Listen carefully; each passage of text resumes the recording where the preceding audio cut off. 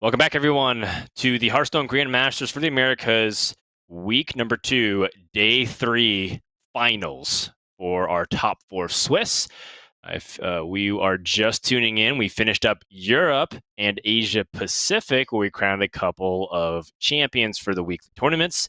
And we will once again be able to do it for the same for Americas. This is the last broadcast of the week. They always save the best for last. But we're not anywhere near the finals yet. We still have 2 semifinals, and we're going to start things off with lnguagehackr versus PNC. And it seems like, TJ, today we're going to once again confirm that Demon Hunter is on the no-no list. No Demon Hunters allowed when you're playing like Highlander lineups like PNC, or if you're playing a nerfed deck lineup like lnguagehackr, which is something that I was observing. lnguagehackr and Eddie all brought decks that have received nerfs from the 17.02 patch. So pretty interesting to see that. Just like, you know what, just jam it. It's still good, even though people may have written it off. Because I think a lot of people, for example, were off the Spell Druid train heading into this week's Grandmasters play. Yeah, but it turns out to be one of the best decks, right? It's had an insanely high win rate, not even just in the Swiss, but more importantly in the top 8. This one is going to be interesting because we saw Eddie play yesterday. He actually beat PNC's lineup twice. He beat PNC, and he also beat Nagidano at the same lineup.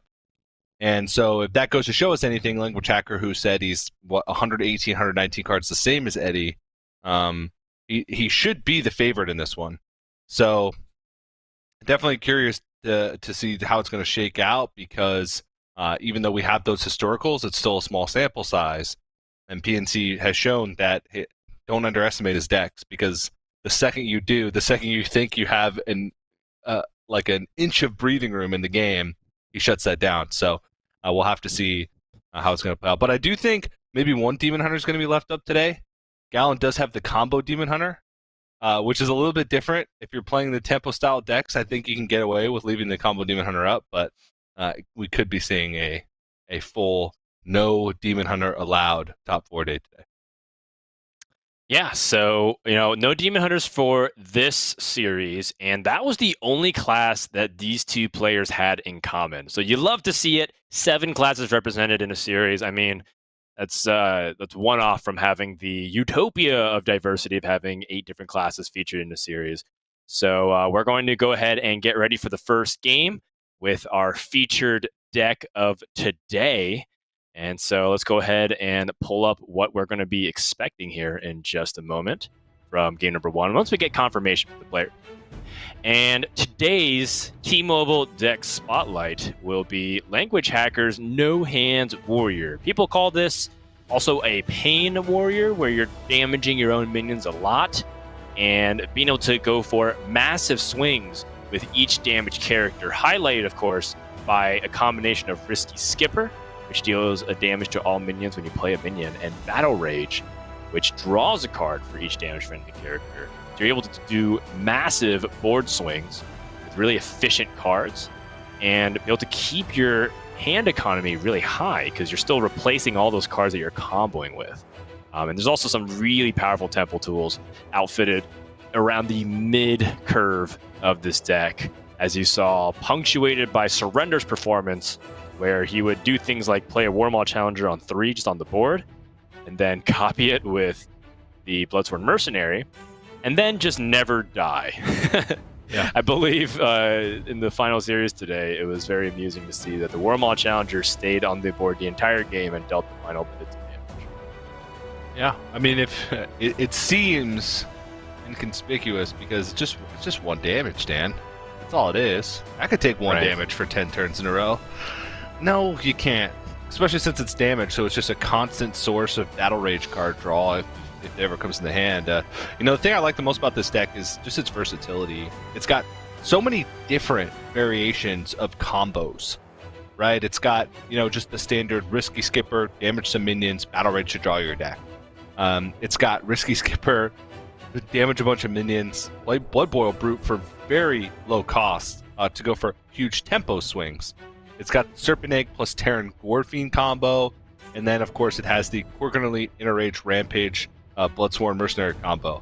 So it's got a little bit of everything, and and also Armor Smith. Throw that in there, and you have combos that allow you to gain a ton of health, or in the form of armor.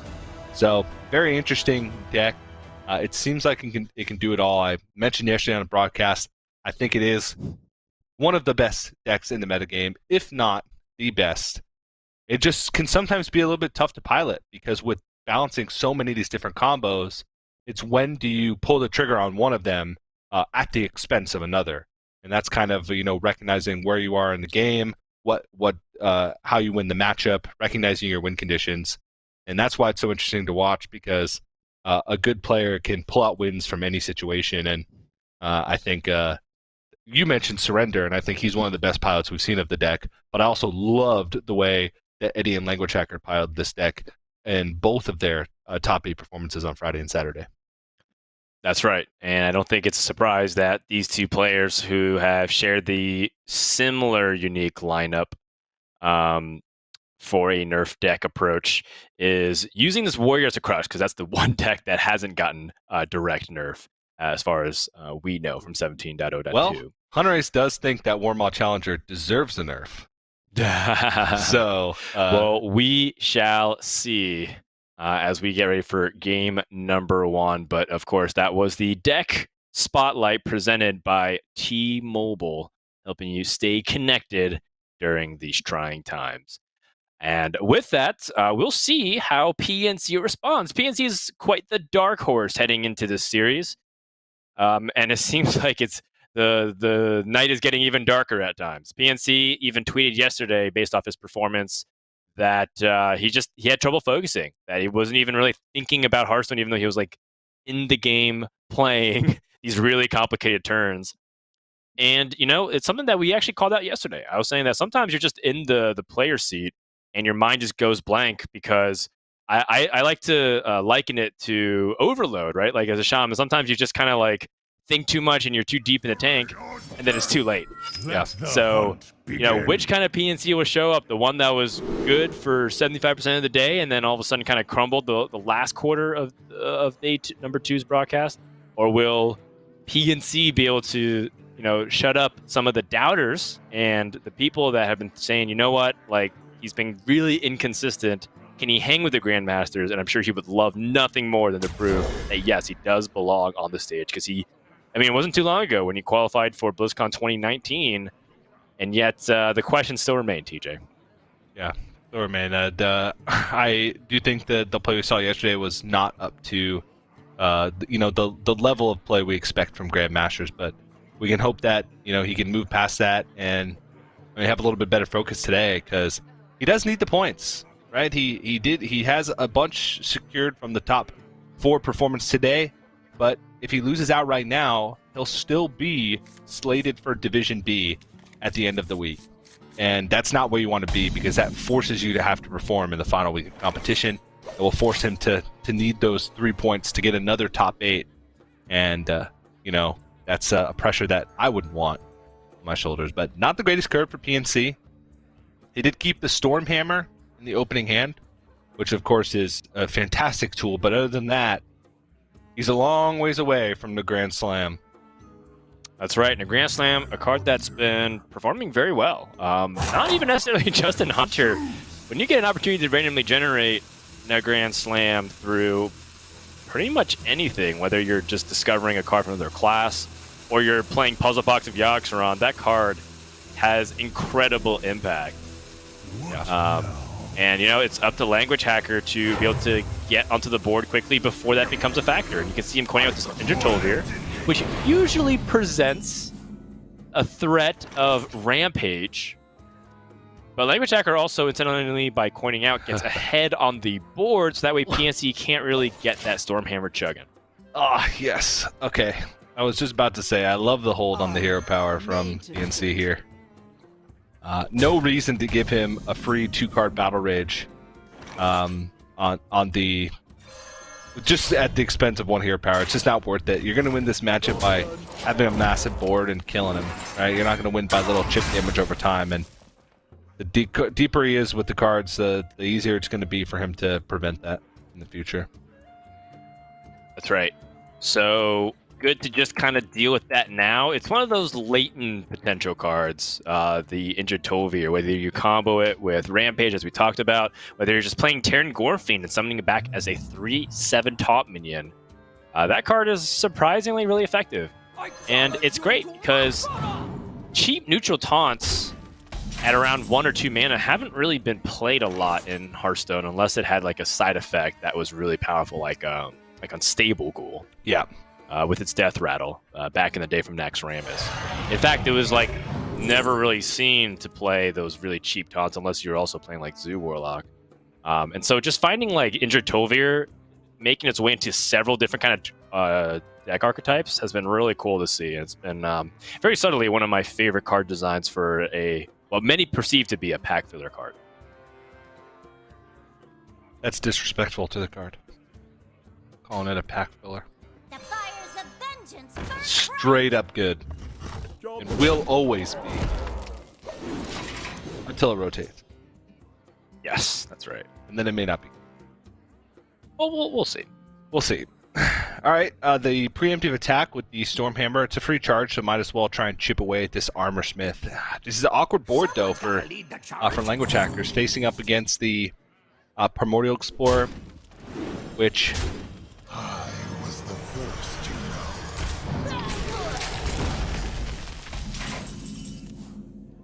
know.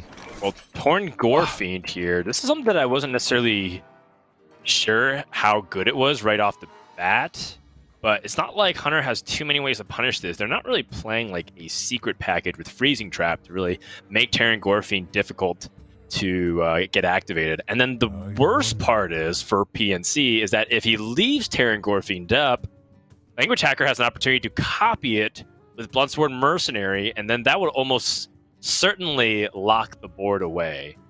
And we also know that the potential of the deck in terms of surviving aggression is really high when Armor Smith's in there. So now that you know what's in the contents of Language Hacker's Terran Gorefiend, how do you go about this? This is really intimidating because it feels like you have to rush your opponent down, but if you do and they just crack and copy Terran Gorefiend, you're also cornering yourself.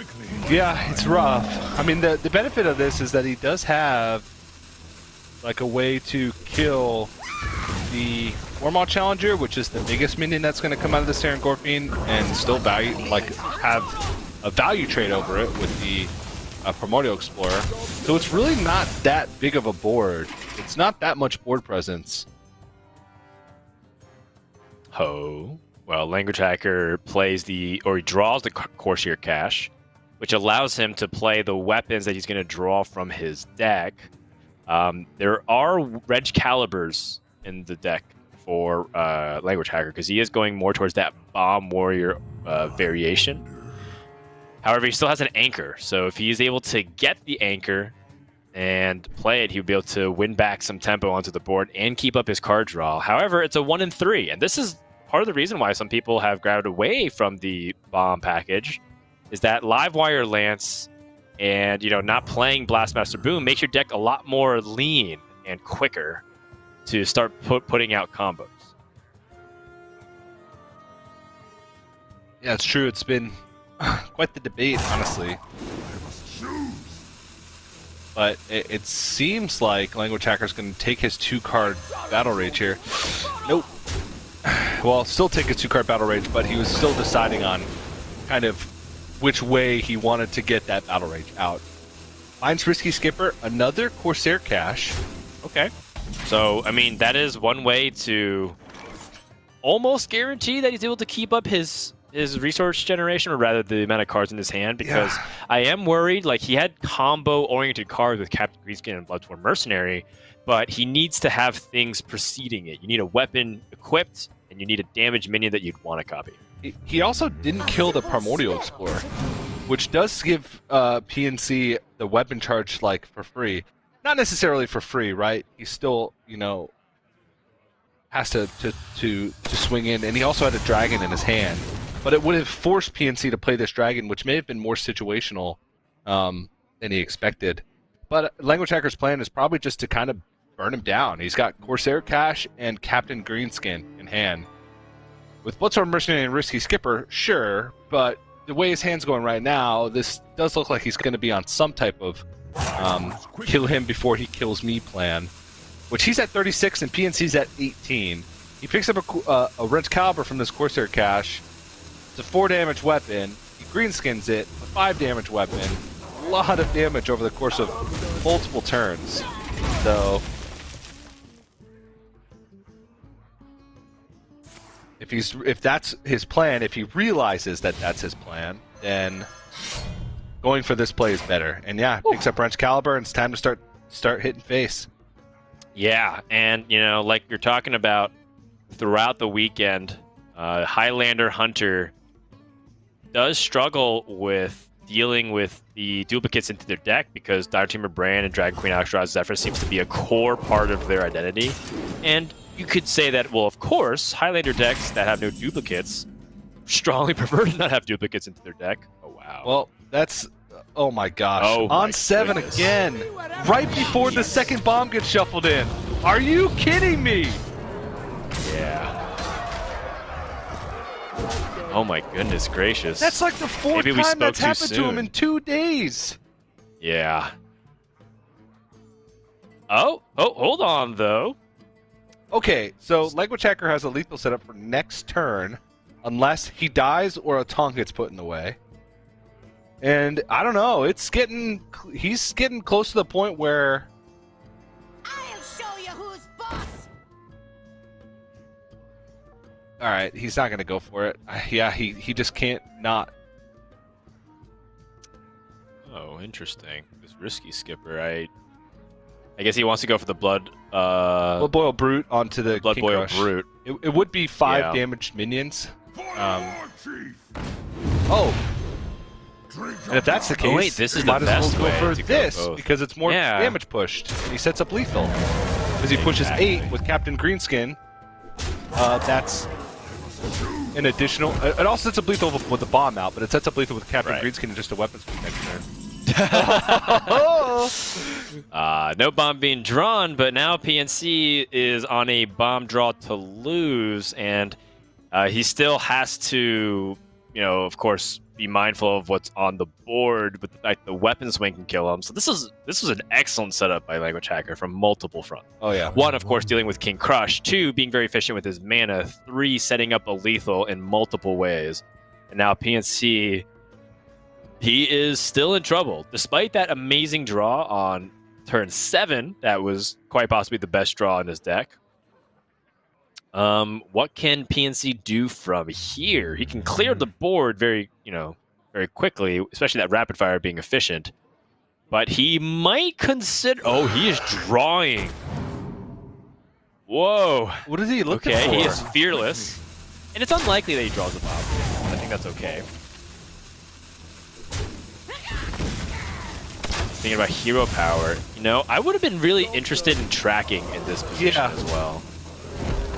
Because But if you this is- track over 1 bomb and find Zephyrus, like... I don't know.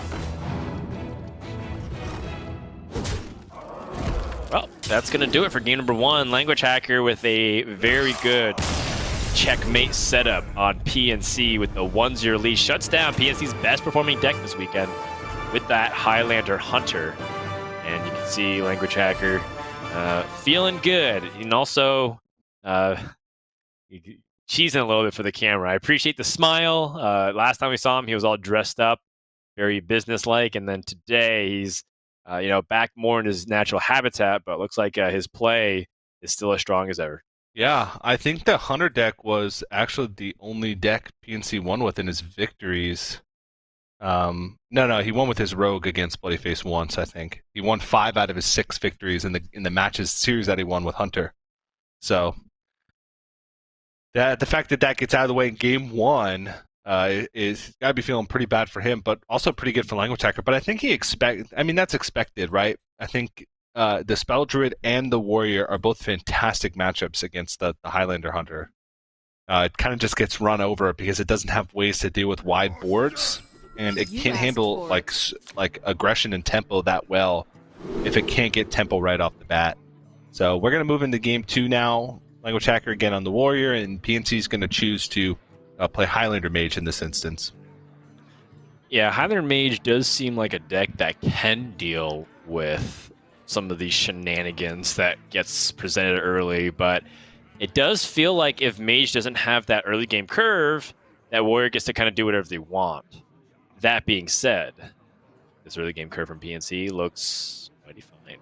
The Overconfident Orc and Twilight Drake kind of ensure that you have minions to play early, and then you even have some removal tools in case Language Hacker tries to get onto the board so quickly and you have to respond immediately with removing those threats. Now, overconfident orcs actually kind of annoying to deal with. The health total just makes it so awkward. The only thing about it is, once you attack it once, the one attack makes it really easy for Warrior to kind of just chip minions in to damage them and like activate Battle Rage. So I feel like Overconfident Orc can sometimes turn into a liability in the matchup if Language Hacker like played early stuff and PNC played Overconfident Orc. The one attack and just leaving that around could give Language Hacker a chance to draw cards. Oh. You know, PNC, I thought had a really solid turn just setting up the Astroman's Solarian, which, by the way, I actually do appreciate him mulliganing the removal because he wanted to be more proactive. And with this WoW growth on 3, I wonder if that's the key to make sure that Highlander Mage is far ahead enough on mana so that they can really capitalize. And I guess it makes sense because he has Dragoncaster and Power of Creation. So with that in mind, he can go for that next turn. He could put out Dragoncaster plus a couple of 6-mana minions and might just be so far ahead on tempo that it doesn't really matter. This is an excellent spot by PNC. Yeah,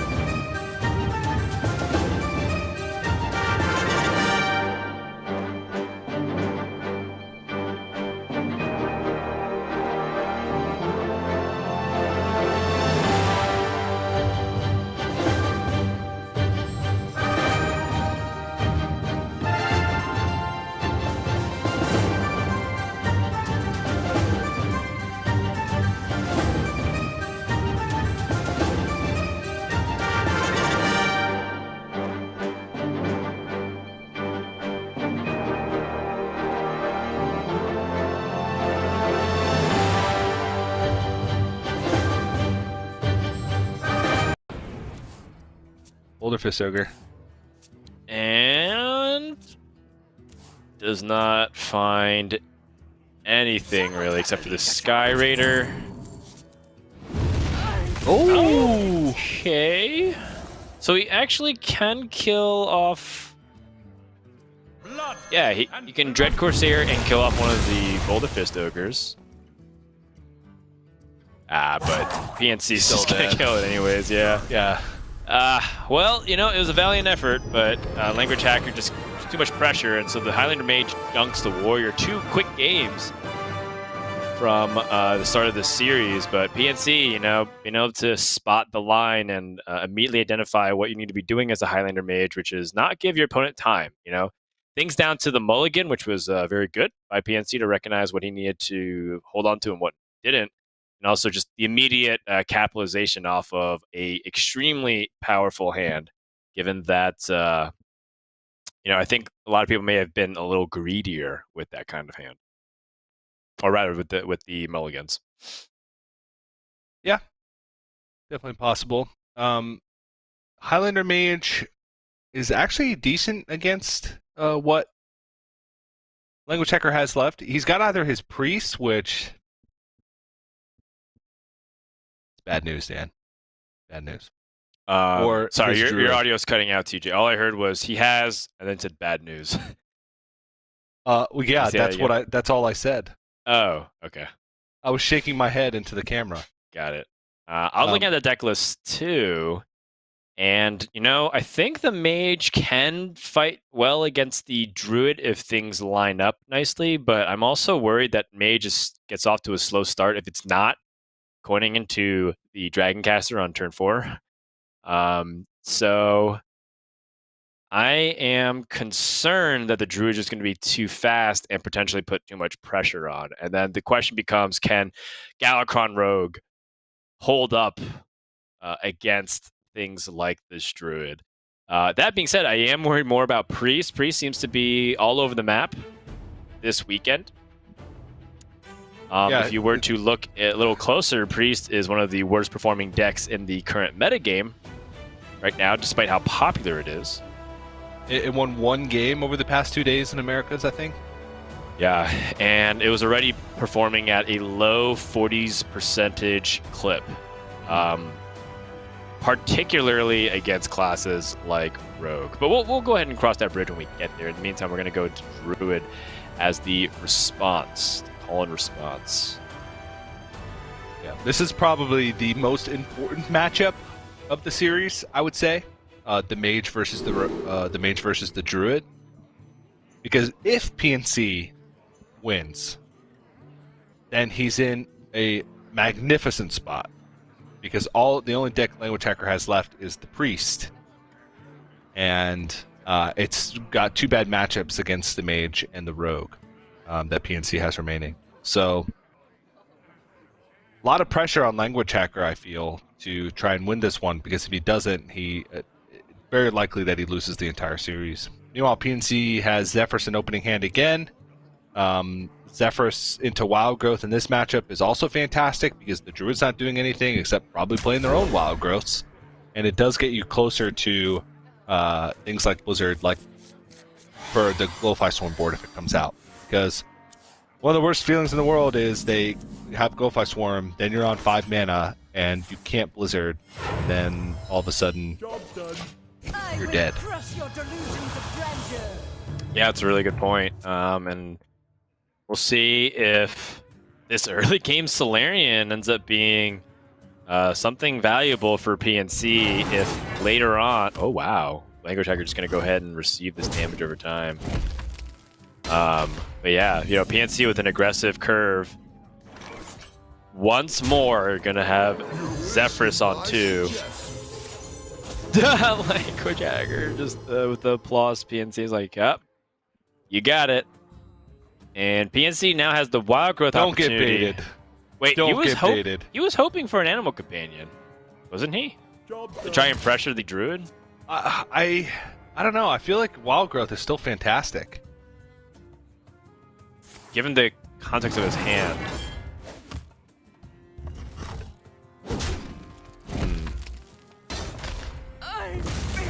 Yeah. I don't know, maybe he's hoping for Animal Companion, but if he was hoping for Animal Companion, I don't know, it's... I guess he does just want to pressure, but, you know, how much pressure is this really applying? If he was going to pressure, I would have also, like, let's say he didn't want to pick Wild Growth there. I think Power Word Shield has a lot of merit as well. Yeah. Oh my goodness, Language Hacker drawing the Overgrowth on curve. That is silly strong. But yeah, like, he could have opted for Power Word Shield and then gone for a complete tempo play with Khadgar. And then he still had Arcane Intellect as a turn, even if it's slowed down some. So Yeah. this does feel like a much weaker line of play if Language Hacker has responses, which he does, and he draws the Bogmane to shut down the Khadgar. So PNC still not able to mount a significant counteroffensive here. Language Hacker also has Gullfly Swarm, Innervate Soul of the Forest if he wants it here. It's very likely that he does. He's got Fungal Fortunes to back this up for reload potential. So, and also Rising Winds for card draw. So this is what he was looking for. Right. And he's not even using the Kale Thoughts, he's just using ramp plus card draw. A classic token druid approach. And PNC has a Frost Nova, but he doesn't really have access to anything else beyond that for minion development, so he would have to Arcane Intellect or use Ray of Frost. Ray of Frost here does feel somewhat wasteful, but at the same time, this is a deck that generates wide boards, so it's not like Ray of Frost will be stopping single target high damage minions. So, you know, the 6 damage generated by the Brightwing was cool. But I really bet that PNC wish he had an extra mana crystal so that he could have the ramp to potentially swing this around. Well, I'm also curious about Zephyrus prioritizing Brightwing over Animal Companion. Right. That is also. I wonder why. Very curious. Yeah, it just makes me curious. Okay, well, Kale Thoughts is drawn. Fungal Fortunes is even better now. It's already a very powerful card. Ooh, the Asaragon. Okay. But now, Language Hacker has the opportunity just to go for a straight-up Gift of the Wild with the Innervate and just to stop aggression. If there's anything that's been very clear, it's that PNC wants to pressure the Druid as much as possible. He's been prioritizing an aggressive line of play. And, you know, I totally understand it and I can get behind it. It's non-traditional for sure. And it's been cool to actually see it, PNC try to put it together. It just doesn't seem like it's working very well right now. That's the only thing. However, he does have access to 8 mana the following turn. It doesn't seem like this Escape Mana Saber is going anywhere right now. So we could use that 8 mana for Deep Freeze? Oh, smart. Moonfire. Okay. Gift of the Wild plus the Moonfire means that he doesn't have access to 8 mana. So now this shuts off thing like Tortollan Pilgrim, which could have picked up Puzzle Box, for instance, which may have allowed him to swing the board. He still does have access to 8 mana. Yeah, but now he loses his Escape Mana Saber. I was thinking more along the lines of... Oh my god! I was thinking more along the lines of roll that into Dragon Queen Alexstrasza. So what we're looking for here is Plague of Death. What? That's all. That's good though. I'll take that one. Yeah. 3. This is Arcane Missiles. Just destroying the minions, drawing cards, dealing damage. Well, that's okay. not good. Face Toxic Reinforcements. What? 3 quests? Blade Dance doesn't do anything, and then summons weak minion. That was a surprisingly tame puzzle box. Yeah. And Language Hacker sees 2 side quests, which aren't super threatening in its own right. Yeah, he's gonna check for like Ever Surrender with this one. The Power Paladin of the Secret Wild. is Noble Sacrifice. With Power of the Wild, How much damage is this? 22, but Power of the Wild, it's 29. And hero power would be 30, but that's if Noble Sacrifice isn't there. Oh, and the Iron Bark, I believe, will be lethal. Yep. That would be the 30th point of damage. If we count again. So the 4 or 5 attack means is 20, plus the 9 from the Tree Ants, and the Iron Bark would be damage number 30. And lnguagehackr gonna crush his way to a Game 3 victory. And, you know, I totally see the merit of trying to pressure Druid. Just didn't really work out because that's not really what Mage excels at. So, PNC came up pretty short in his attempt to be aggressive. But, you know, the Zephyrus on 2 potentially changed a lot. Like, I don't really know why it offered Brightwing over Animal Companion specifically. But if he did favor that tempo line, I think Power Word Shield, there's merit to thinking about it a little bit more. Mm-hmm. Because your opponent hero powered the Solarian. And it was clear that he was just trying to be efficient with his removal and just perhaps like give up a little bit of his life. And if you use a Power Word Shield, they would have to use multiple forms of removal or just Bog Beam on curve, and then you would be a minion ahead of your opponent. It's true. But at the same time, he just didn't have follow-up to an aggressive game plan. He had a Khadgar, which is a 2/2, and then nothing else. No other minions that to kind of play more aggressively. So, I don't know. I've never played it that way, I guess. I would have not even coined out the Astromancer. I would have kept the coin, Zephyrus on 2, Wild Growth, and tried to match the ramp, and then play, you know, a more like straightforward game outside of that, and you know, held on to my resources to try and deal with Glowfly Swarm if it came out. Because a lot of times in that matchup, the Druid's not going to give you a Glowfly Swarm that early on where you need to have tempo. They're going to wait until their Glowfly Swarm is beefed up enough to where you have to have something extreme. So, I don't know. Tough to say. Yeah, I would argue that I feel like that's what Druid wants you to do. So I feel like in the interest of trying to disrupt your opponent's game plan, I like where PNC's head's at. So I don't hate the line of play. I think that perhaps he needed a little bit of a more aggressive hand to justify it, like he did in game number 2. But I definitely see what you're saying.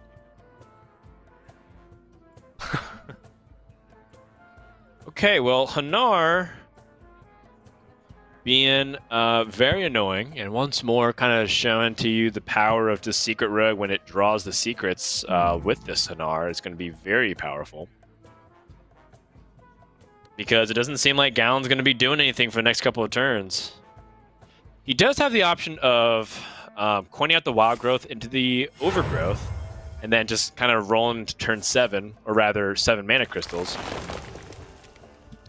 and trying to respond, but this could easily also get out of control with the Hanars we've seen in previous series. Yeah, you'd have to be careful not to fall into the Hanar trap of trying to go too far in secrets and not developing a board behind it, right? You do need to like try and make some minions because you can develop all the secrets you want, but if they play Glowfly Swarm and you don't have an answer, you could still get in trouble.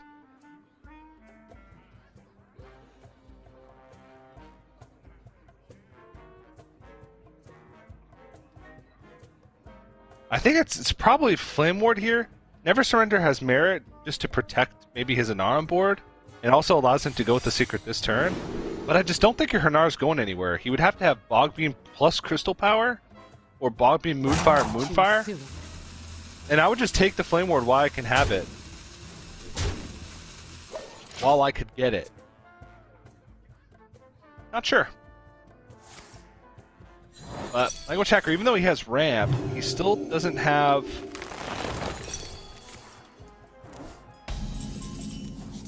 card draw to back it up, and his Glowfly Swarm is too small to really be able to do anything right now on this board. Yeah, lnguagehackr not happy to see the secret train continuing. That being said, these aren't the most amazing secrets.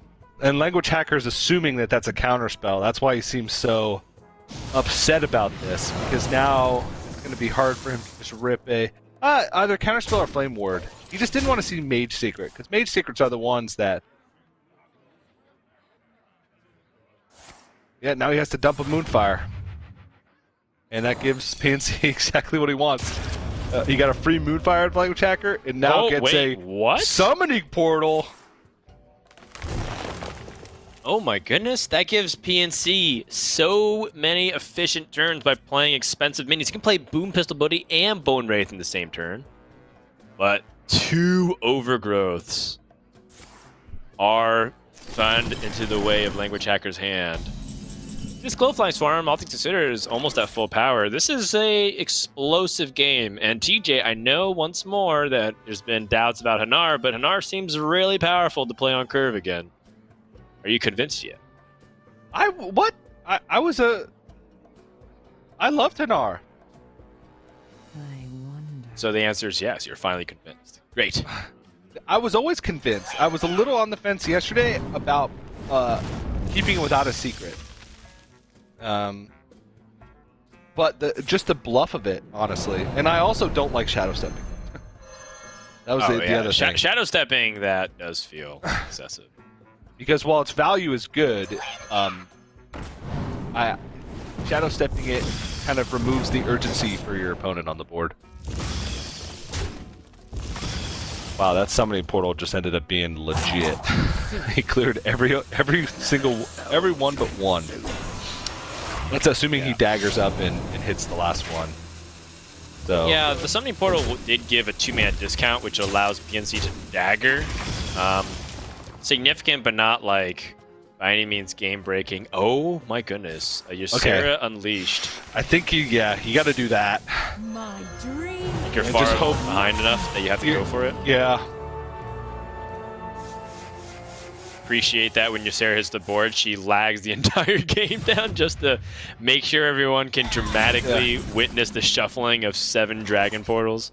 It's funny that there was only one, or there's only 5 spaces for cards to be shown on the board, so it's like, here's 5 portals. Oh yeah, and 2 more. And 2 more. So he's looking for a counterspell here. Yes. Or perhaps Mirror Entity.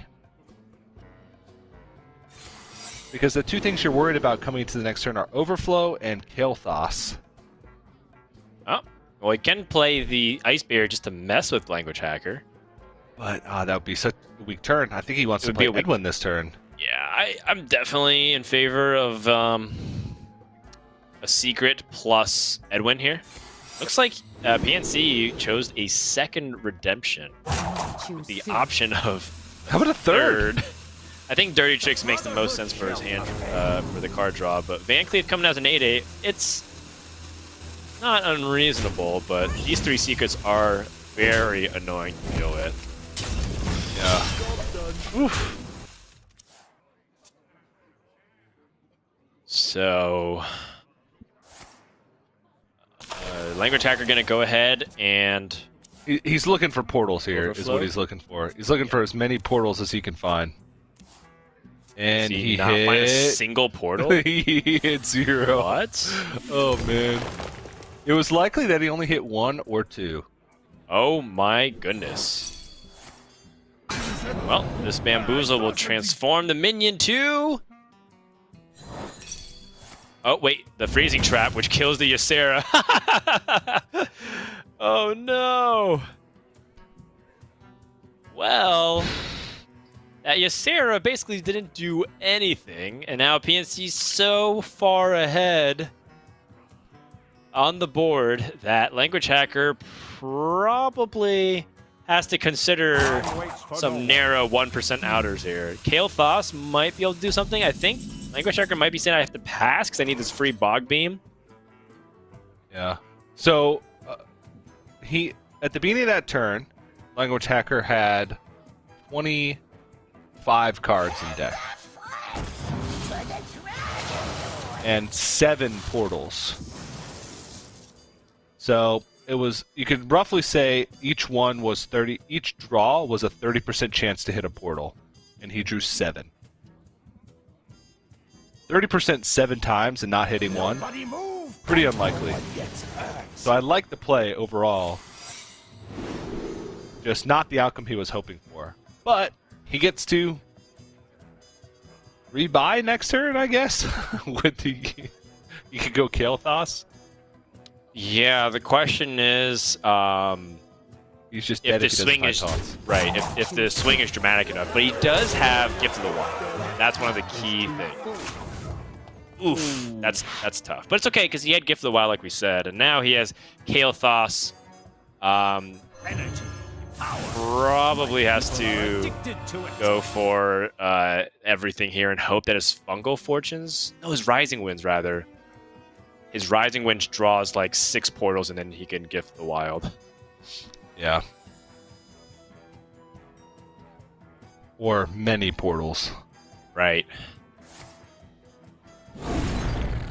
Oh? He's gonna overflow, I guess. Right. Overflow makes sense to just refill up the hand and just hope that he can get to that point. Overflow draws way more cards. And lnguagehackr throwing up his hands preemptively, kind of implying that he doesn't have the 2 spells. He does find 1 portal.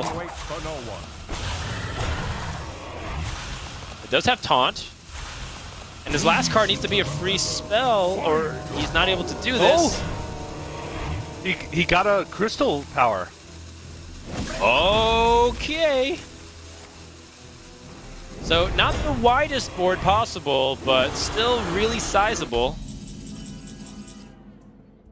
I mean, I'll take it, right? Like, it's Yeah, but something. is this Blackjack Stunner lethal anyways? I mean, I don't know. Even with Blackjack Stunner, he still has 24 points of taunt. 24 health worth of taunt. Can he deal 33 damage this turn?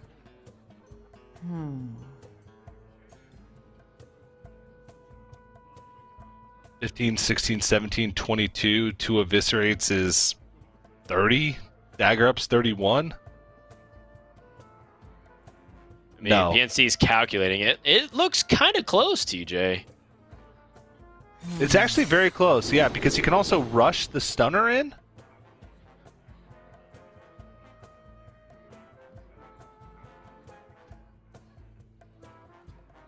This Hanar is just never gonna die, is it? It's been on the board since turn 2. Yeah, he can rush the stunner, which gives him a good, which gives him. Yeah, and I think that this might be too much time to come back from. Unless the rest of his portals are just the nuts, right? Like, Right. But even then, what is the nuts? a bunch of skeletal dragons. And he needed them right then. He has, Yep. what, 4 portals left? Yeah, and So it's not even a 50% chance right now.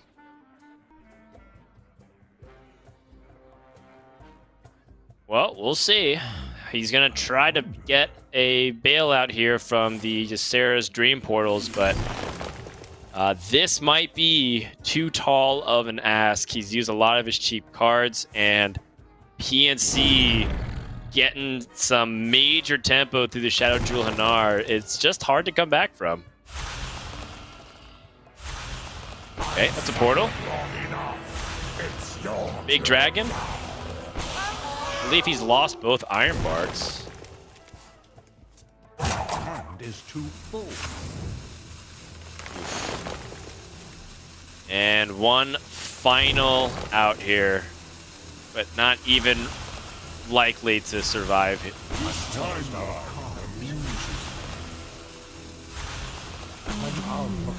Yeah. Oh, there's 5 And- portals left. Yeah, that's going to do it here. lnguagehackr is just dead on board, and that's going to wrap up game 4. The Rogue gets there.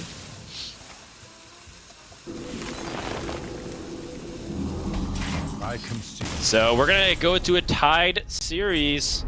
go into game number 5, and you mentioned the importance of the Druid because Priest is the last class remaining, and it's not well fitted to take down the Rogue. No, not at all. He doesn't even have ways to kind of extend fatigue. However, you probably win if you even get to the point of fatigue, right? Because you're not really drawing through your deck as fast, where Rogue has things like High Spirit and Togwaggle and Galakron just drawing more aggressively. But Language Hacker does not have like the Galakron Priest either that we saw from Bloody Face that I felt had a little bit easier of a time against the Rogue matchup. It was close at least. So we'll see, but it's going to be tough. It's going to be a tough battle for Language Hacker. I've seen crazier things, but this is one of its worst matchups, and I don't think his deck is particularly well suited to beat the Rogue. Yeah, so this looks like PNC in his lineup does have a really good chance to take out Language Hacker's nerf deck lineup. It's a little bit error on the infographic. We meant that Druid got eliminated and Priest will be coming up, but the Control Priest, the Resurrect Control Priest from Language Hacker, it looks like it's just kind of gonna get destroyed by things like Blackjack Stunner and sap anything that gets brought back through Resurrect effects. However, we've seen pretty amazing things happen in Grandmasters where like the improbable comeback does end up happening. So even though it's a low percentage chance for Language Hacker to get there, it's possible nonetheless. Yeah, it is possible. And these players did meet in round 1 of Swiss. Language Hacker beat PNC 3-2 You're back. in the first round of Swiss. So maybe he just got some confidence moving forward. Maybe it came down to the Priest, but I doubt it.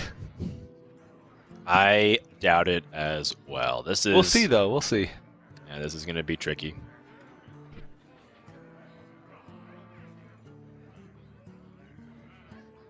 All right, keep Shadow or Death. It's the Edwin contingency plan. Yeah, to break stop glass Edwin in case of Bankley. Edwin. Are we sure that's like the best way to be planning around this matchup, or should we instead be trying to draw the nuts? Well, what's the nuts? I don't know. Shadow or Death is the nuts. Because this is a kill 'em deck, a kill 'em all deck. You kill all their stuff, and Shadow or Death kills the biggest stuff. So, I mean, I don't even know what he'd hard mull for other than that. Bone Wraith.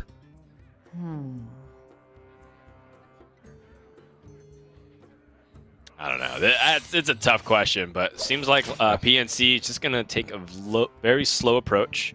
Drew all the secrets with no Hanar. And Language Hacker more than happy to oblige a slow start.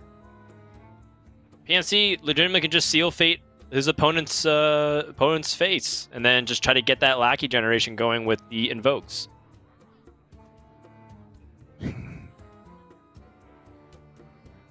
In fact, I believe that is the best play by a significant margin here. I'd kind of be surprised if he plays Ambush, although I totally would understand if he's trying to get ahead of the 4-mana minions that could be played.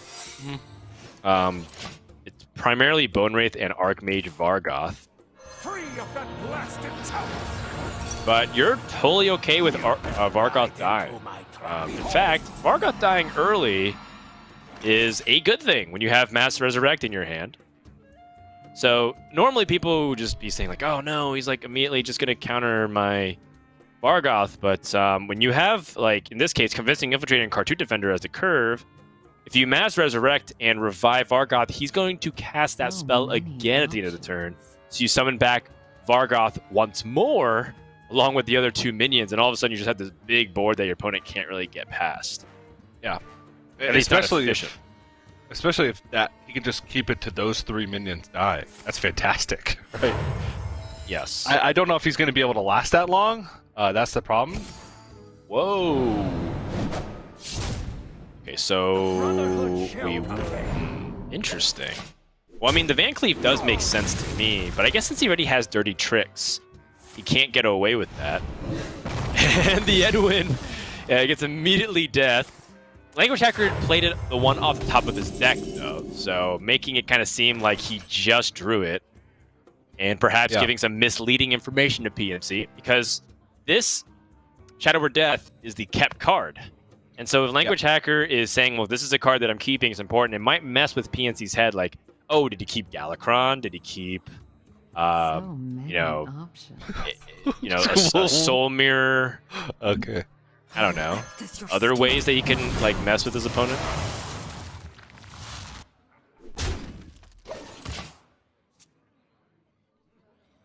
Priest mulligans are weird. Priest mulligans are indeed very weird. This Convincing Infiltrator is really important. More important than the Cartoon Defender, because Cartoon Defender, when it dies twice, sends 2 things into the death pool, the resurrect pool. Yep. Because of the first half of the body and then the reborn. So if Language Hacker wants to curate his resurrect lists, it'll be important for him to make sure that he doesn't overflow it with Cartoon Defender. And that's something that I've seen a lot of Priest players do. When I say Priest players, I mean myself. I make that mistake. I'm like, oh my gosh, I just keep summoning back Cartoon Defenders and I need something more now. Although that's a great outcome from the Convincing Infiltrator, taking out the Shield of Galakron. Another Convincing Infiltrator. Oh, well, that's interesting. So this is like the point where Language Hacker has to make some pretty meaningful decisions that will have ripple effects throughout the course of this game. If he plays Cartoon Defender, he's kind of accepting that he's putting 4 minions into the pool. He might not get back Vargoth.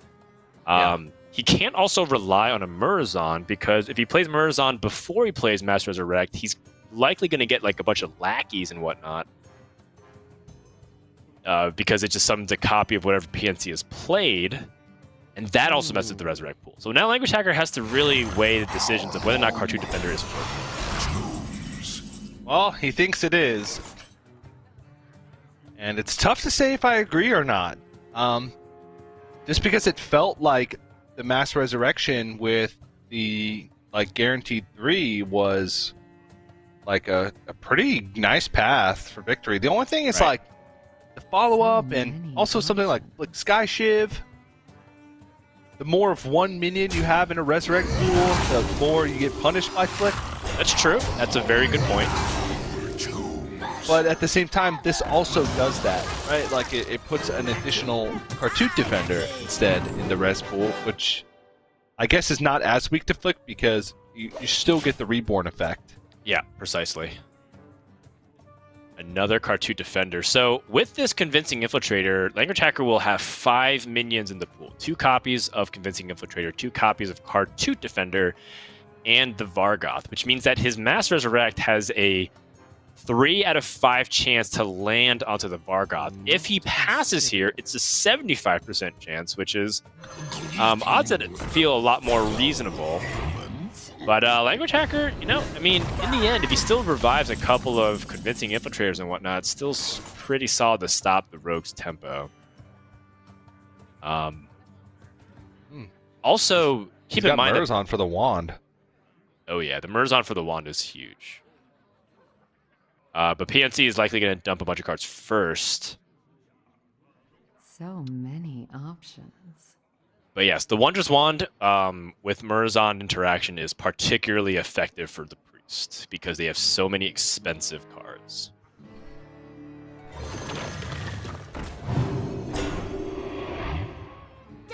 It looks like he might be dumping for wand this turn. Yeah. So if he does dump for the wand, does that mean Language Hacker just has to go for the Murazon or just let it pass? I think you go. Choose soon. Just play Mass Resurrect? No, I think you do Murazon. I don't know. Even though you're having all these 1/1s into the pool? Yeah, I don't know about that. I think you just have to kind of let the fact that the wand has already passed. This is a really tough decision. This is an extremely tough decision, and I don't envy Language Hacker's spot. I think Mass Resurrect seems fairly obvious, but like you're passing on one of the best ways to use Murzon, which is to respond to your opponent's Wonder Swan with a Wonder Swan. He's going for it! Yeah, so the reason why I like the Murzon now is, one, what's Language Hacker's follow-up to Master Resurrection if it's dealt with? Or, like, if he gets the board with Master Resurrection right now, he has 2 Plagues of Death. Oh! They haven't died yet, so now it's a... Oh no, but then if he gets Archmage Vargoth, it'll be wasted! Now he can clear his own board. No, but he casts a wand again! So if he gets Archmage Vargoth, he can cast a wand again! Oh, you're right! But then he's going further into Fatigue! Alright, he's gonna renew. Okay. I don't know if Fatigue is something that's on your mind here, but... Okay. So, gets another random spell, finds Holy Nova, pretty solid. Really interesting turn here from Language Hacker, and everything worked out. Look at PNC's face. Alright, so these are the turns that really test you as a Hearthstone player. There is a mess of a board. Right. There's like a lot of break points, a lot of things, he could play almost his whole hand also. That's also another thing that's going into is he has so many options. Right. And there's like repercussions for leaving up stuff, right? If you leave up Archmage Vargoth, you're going to make it extremely painful for when they cast a spell that is likely to be something that messes with you. Whoa! A Khadgar. I don't think that really means anything yet. Language Hacker is excited about this because he's not seeing anything particularly powerful. Right. Van Cleef's dead. No Galakron being played. Yeah, I mean, if you think about it, PNC doesn't even have that much more power in his deck, right? With Edwin gone, his biggest minion would be like Kronz. Oh, but no. He doesn't, or Tiamat. Not even Tiamat doesn't have it. This is a very weak turn. PNC even floating a mana, which I think is just better if he had played Draconic Rack and gotten a random dragon. This Holy Nova helps clear through the taunts, and now Language Hacker will get the guaranteed kill because Vargoth's going to cast it again while pushing 15 damage. This is a 2-turn lethal set up by the Priest. And PNC doesn't have a way to get through this. He's back in pretty much the same exact spot he was last turn, with no additional resources and the same decisions to make on the turn. That's it. Language Hacker with the Priest upsetting Game 5. Gets the one copy of the Murzon. The really tough decision, but shows you that really nice. He knows. With the eye. It shows you that even though you have a game plan, deviating and reacting to what your opponent is doing, especially when you understand the weaknesses of your game plan. Like you said, if you went for the Mass Resurrect play and wasn't able to draw enough cards later on and Rogue dealt with the first wave of threats, there's an opportunity for Language Hacker to get blown out in terms of resources, because if he didn't summon back Vargoth and he got like 2 Cartoon Defenders and a Convincing Infiltrator, Rogue can deal with that, and then Galakron draw with a bunch of lackeys to outvalue you. And then Priest would have just been stuck like trying to use Plague of Death on lackeys, which is a situation we've actually seen Priest in several times. Yeah, we saw yesterday with Bloody Face versus PNC in the same matchup, incidentally. So, yeah, it's I like the call. It's a risk. If he doesn't pick up Mass Resurrect there, I'm not sure what happens in that game because he still has a ton of value in his hand, and he got further in his deck. But took the risk when it paid off and kind of just played up the curve and took a win in a very unfavorable matchup. I honestly think Rogue, even the Galakron Secret Rogue, which might be one of the weaker ones, is a 32% win rate for the Priest in that matchup across a 28-game sample size so far this week. Yeah, well, Language Hacker has done an excellent job and once again proven that he is one of the most consistent players of the new blood talent in the Americas over the past couple of years. Even though obviously he'd been playing for a long time, his results recently had started coming together in the past specifically 2 years or so. Mm-hmm. With that, let's go ahead and check in on the second series